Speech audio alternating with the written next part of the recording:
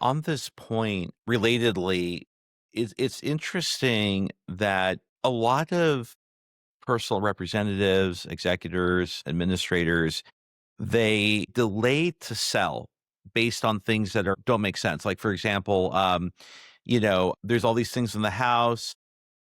Usually, now there are exceptions. I had one situation where I had a client who it was the decedent was the mother, and there was these things I don't know. They were not Beanie Babies, but it was something like that, right? Collection. And some sort of collection, and I thought they had no value. In fact, when I saw it, I thought, oh, that's cute.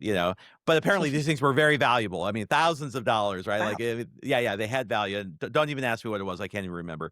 And so sometimes there are things that make sense and they're valuable and you should sell them because the estate will benefit from the sale of those items. But I'll be honest with you, Drea. In my experience, in the vast majority of cases, estate sales really do not yield any significant value. And the time that it takes to arrange all of that and schedule that and all of this, while that's going on, the house is sitting there vacant.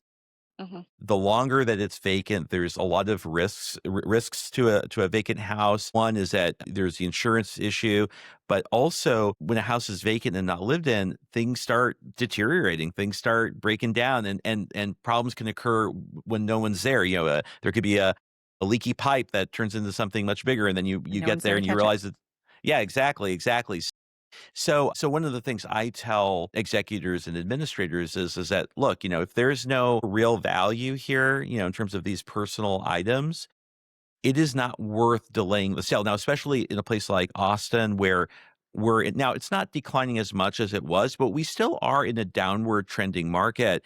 And Mhm. so there's really more to lose by waiting than not. And so I try to encourage people. Now, obviously, people are on their own timeline. It's not about pressuring people to do things, but just trying to bring awareness of timing. Like, is it worth, delaying a sale for a couple $1,000s when we have a lot of economic uncertainty and a declining market? I would argue no, it probably is not worth it. And especially if they're in this kind of pre-foreclosure situation, right?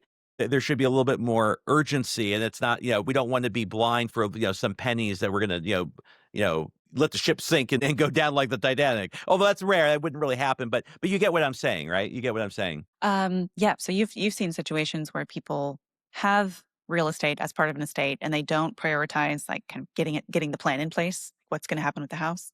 Yeah, well, so it's what happens is that, and I will blame my industry, Drea, because real estate has a lot of the real estate industry has a lot of Mhm. problems. Okay, one of the problems that the real estate industry has is that there's a lot of ego with real estate agents. Okay, this business is filled with very, very big egos.